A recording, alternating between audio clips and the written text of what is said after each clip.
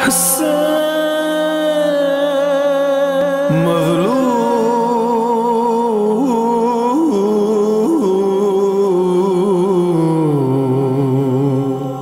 حسين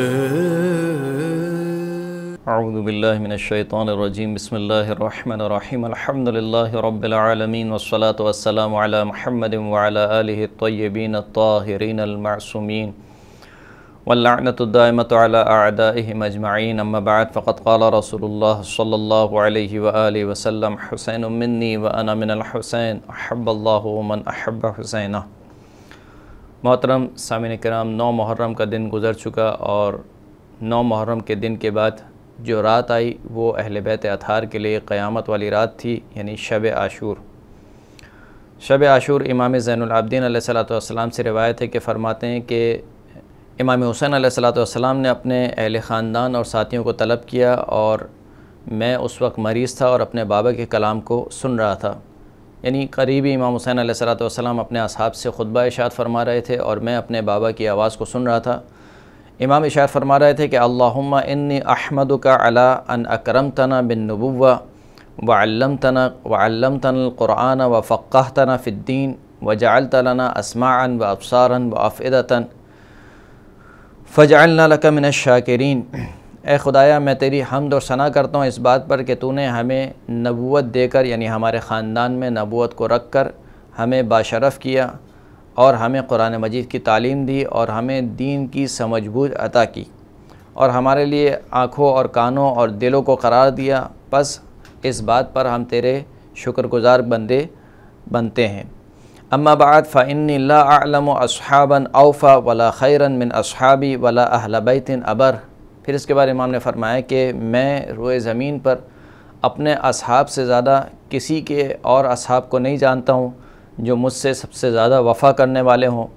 اور نہ ہی کسی ایسے اصحاب کو جانتا ہوں جو میرے اصحاب سے بہتر ہوں،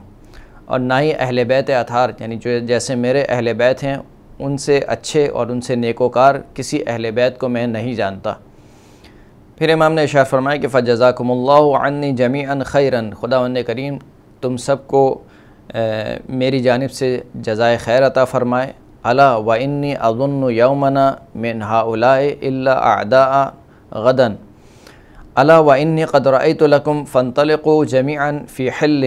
لیس علیکم منی ذمام ھذا لیل قد غشیکم فاتخذوہ جملا۔ امام نے اپنے اصحاب اور اپنے اہل بیت اطہار علیہم السلام کی طرف رخ کیا اور فرمایا کہ میں گمان نہیں کرتا ہوں ان لوگوں کو مگر یہ کہ یہ لوگ کل میرے دشمن ہوں گے، یعنی پسر سعد کی فوج کی طرف امام نے اشارہ کرتے فرمایا کہ یہ جو لوگ ہیں یہ کل میرے دشمن ہوں گے، اور تم سب کی وفاداری کو میں نے دیکھ لیا ہے، اور آج کی شب میں تم سب سے اپنی بیعت کو اٹھاتا ہوں اور تم سب کے لیے حلال کرتا ہوں کہ جو جہاں جانا چاہتا ہے چلے جائے، اور یہ رات کی تاریکی ہے، بس اس رات کی تاریکی کو غنیمت جانو اور اس رات کی تاریکی کو اپنی سواری قرار دو۔ ثم لیأخذ كل رجل منکم بید رجل من اہل بیتی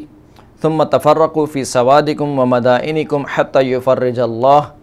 فإن القوم انما یطلبونی ولو قد اصابونی لہو عن طلب غیری۔ امام نے فرمایا کہ دیکھو، تم میں سے ہر شخص میرے اہل بیت میں سے ایک شخص کا ہاتھ پکڑ کر نکل جائے اور جہاں جانا چاہتا ہے، کسی بھی راستے میں اور کسی بھی شہر جانا چاہتا ہے وہاں پر چلے جائے، یہاں تک کہ خداوند کریم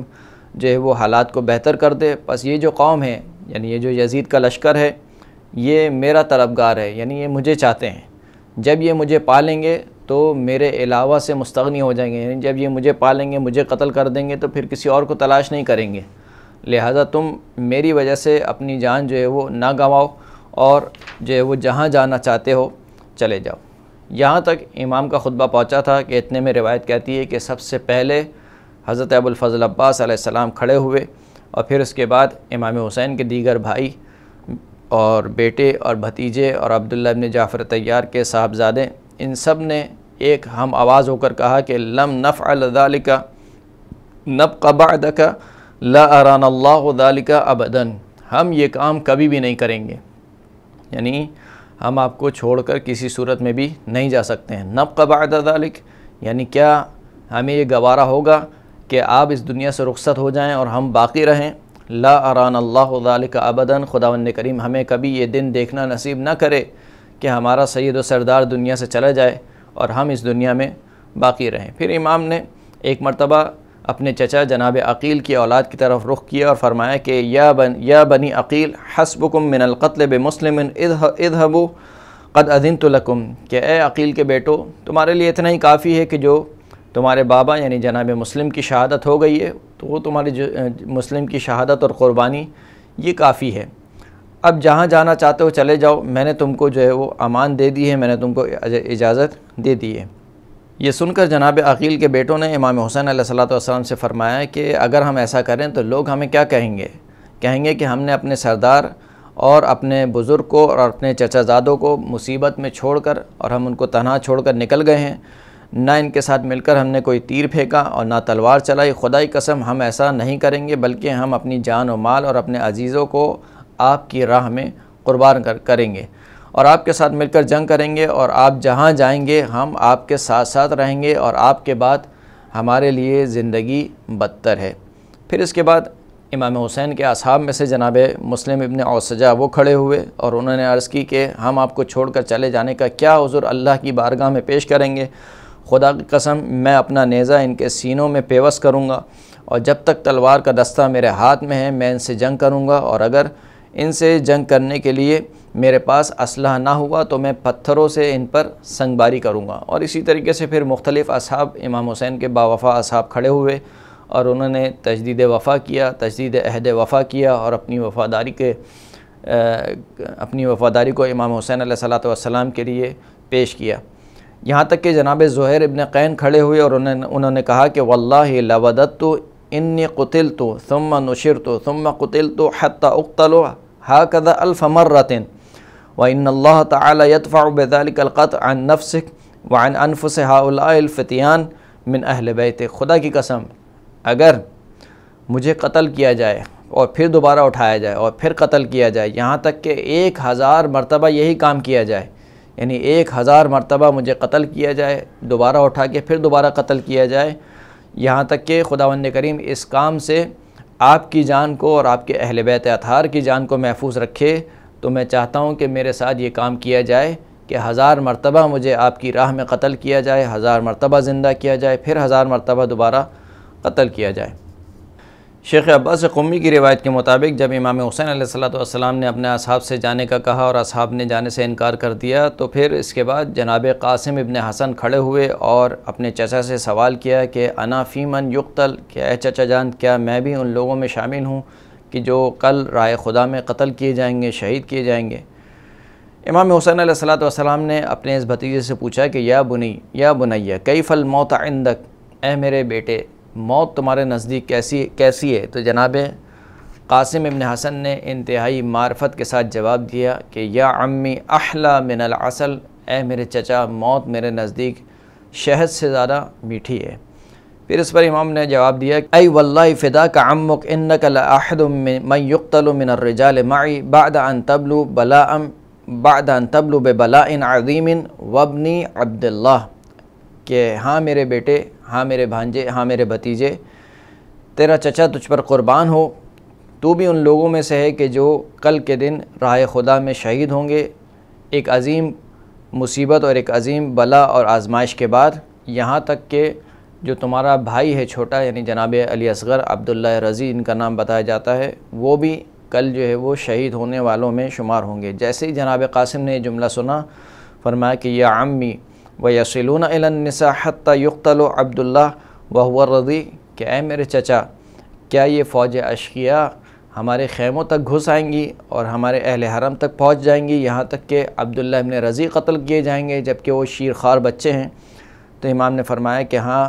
ایسا ہی ہوگا، اور جناب علی اصغر کی شہادت کی خبر امام حسین علیہ السلام نے جناب قاسم کو جب سنائے تو جناب قاسم نے رونا شروع کر دیا، اور پھر اس کے ساتھ تمام اہل حرم رونے لگے اور گریہ ازاری کرنے لگے۔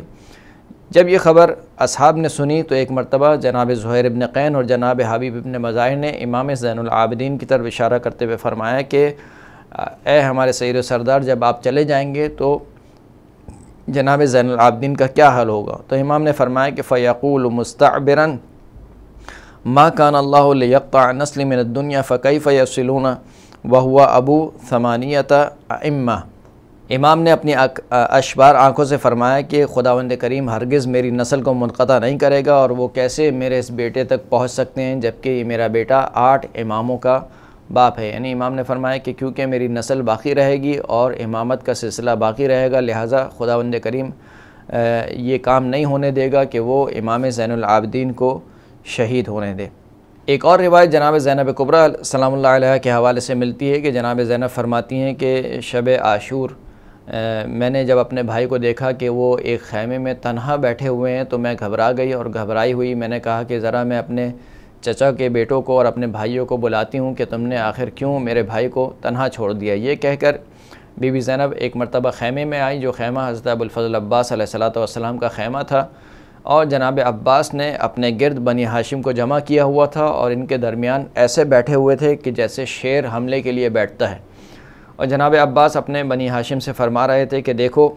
کل جب جنگ شروع ہوگی تو ہمیں اصحاب سے پہلے شہادت دینی ہے، کہ لوگ یہ نہ کہیں کہ ہم نے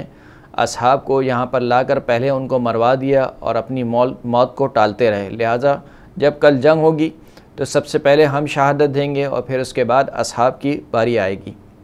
جب بی بی زینب نے یہ سنا تو بی بی زینب کے دل کو کچھ سکون ہوا، یہاں تک کہ وہ آگے بڑھیں تو آگے ایک خیمہ تھا کہ جس خیمے میں جناب حبیب ابن مظاہر اصحاب حسین کے درمیان بیٹھے ہوئے تھے، اور اصحاب کو ان کی وفاداری یاد دلا رہے تھے اور کہہ رہے تھے کہ دیکھو کل جب جنگ ہوگی تو ہم نے بنی ہاشم سے پہلے شہادت دینی ہے، کہ کہیں ایسا نہ ہو کہ دنیا یہ کہے کہ ہم نے اپنے آقا اور سردار کو چھوڑ دیا اور ان کو مرنے دیا اور وہ لوگ ہم سے پہلے مر گئے۔ جب جناب زینب نے یہ دو واقعات دیکھے تو بی بی زینب کو کچھ سکون ہوا، اپنے بھائی کے پاس تشریف لائیں، اور تشریف لانے کے بعد ایک مرتبہ اپنے بھائی کی جانب دیکھ کر مسکرایا، اور جب امام حسین علیہ السلام نے بی بی زینب کو مسکراتا ہوا دیکھا تو ایک جملہ کہا کہ اے زینب، تم جب سے مدینہ سے نکلی ہو اس وقت سے یہ پہلا موقع ہے کہ جب میں نے تمہیں مسکراتا ہوا دیکھا ہے، میں نے کبھی تمہیں مسکراتا ہوا اس سفر میں مسکراتا ہوا نہیں دیکھا۔ پھر اس کے بعد بی بی زینب نے پوری تفصیل بیان کی کہ میں اس طریقے سے جناب عباس کے خیمے میں گئی اور اس طریقے سے جناب حبیب ابن مظاہر کے خیمے میں گئی۔ اس پر امام حسین علیہ السلام نے فرمایا کہ میرے جد رسول اللہ نے مجھے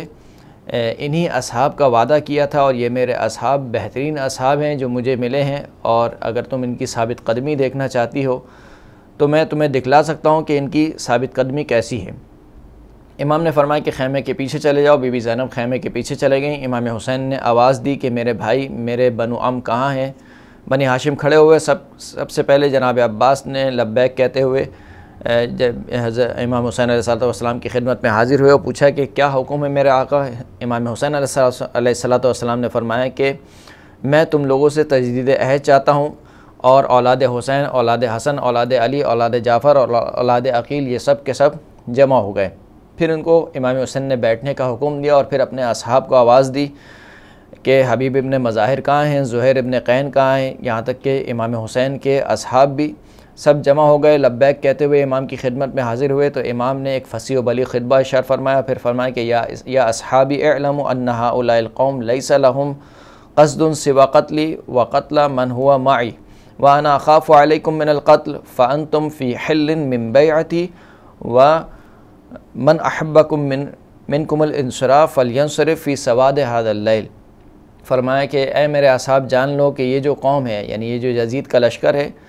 یہ کچھ نہیں چاہتا سوائے اس کے کہ مجھے قتل کرے، اور جو میرے اہل بیت ہیں یعنی بنی ہاشم ہیں ان کو قتل کرے، اور میں خوف کھاتا ہوں، یعنی مجھے ڈر ہے کہ کل میری وجہ سے تم لوگوں کو بھی قتل کیا جائے گا۔ بس تم لوگ جو ہے وہ میں اپنی بیت کو تم لوگوں سے اٹھاتا ہوں، اور تم لوگ سب کے سب آزاد ہو،